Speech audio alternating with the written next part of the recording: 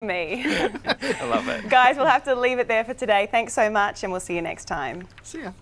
And thanks for you for joining us. Coming up next. Live from Melbourne, this is Nine's Afternoon News with Alicia Loxley. Good afternoon. We begin with the developing situation in Mexico, where a powerful 7.1 magnitude earthquake has hit near the capital, bringing down dozens of buildings. The death toll is currently at 224 and rising. Rescuers now racing the clock to find survivors buried in the rubble. This report from ABC America. Tonight, the scramble to unearth victims entombed by that quake. So powerful, it pulverized buildings. One woman covered in dust carried through the crowd on a stretcher. Rescue workers racing into this badly damaged building, rushing this woman to safety. And from the air, it's easy to spot the devastation. Officials saying more than 24 buildings collapsed, including schools. The massive 7.1 quake striking just after 1 p.m., less than 100 miles from the capital, Mexico City. Population, nearly 9 million. In this newsroom, overhead lights swinging like pendulums. Parts of the ceiling crashing down, workers fleeing. One man steadying himself against a wall. Lights also swinging at this restaurant in Mexico City's airport. Tourists ducking for cover under a table. Thousands rushing to the safety of the street. It was horrible, this man says.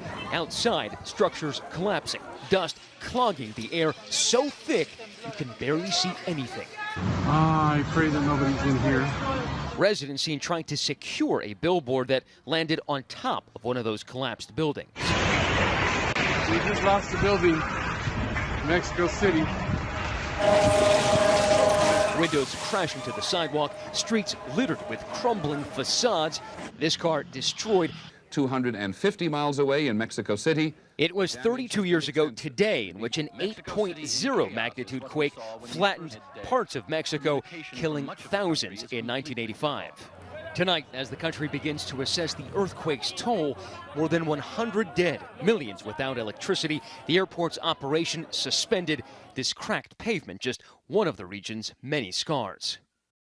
A homeless ice addict who stabbed 2 strangers has been jailed for 14 years. John Samuel Thackeray attacked 2 men outside their South Yarra homes in March and July last year.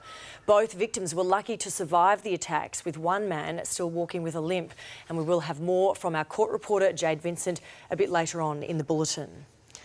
The Homicide Squad has released haunting CCTV of a 21-year-old's final moments before his murder in Melbourne's northern suburbs. As crime reporter Alexis Daish tells us, there's a manhunt underway for those responsible. Homicide detectives themselves have described CCTV footage that they've released as distressing. It shows the chilling moments that 2 armed killers chase their victim some 250 metres down the street before shooting him dead here in Roxburgh Park. The 21-year-old victim, Anwar Teriyaki, had just arrived home after a night out with friends, and as he walked from his car to his family home in Coronet Avenue, 2 armed men confronted him and started chasing him. Cameras on a nearby house captured those terrifying moments. He flees around a corner and the pair isn't far behind. At one point, the victim pulls down rubbish bins, desperately trying to create some distance between him and his attackers. They appear to be brandishing knives in the footage, and tragically, Teriyaki's attempt to escape failed. Within about a minute, the assailants shot the young man dead in a nearby street. The Homicide Squad today released footage in the hope that someone knows who these men are. Police say the victim is from a good family who's been left devastated by their loss. They're grieving.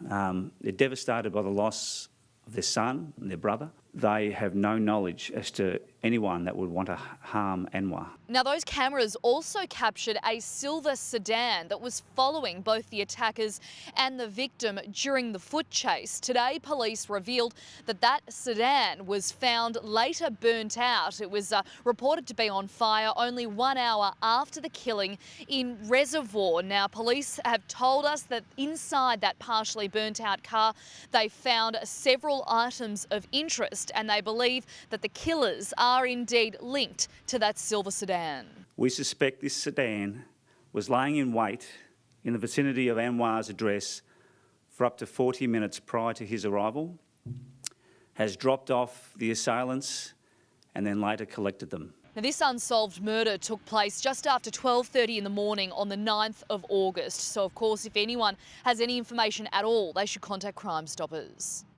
A historic day for euthanasia campaigners here in Victoria, with proposed legislation to legalise assisted dying introduced to state parliament. Dougal Beattie joins me now. Dougal, what happens from here? Well, Alicia, the bill is set to be debated over the next couple of weeks in Parliament, and government hopes it will be passed before the end of the year. Now, it's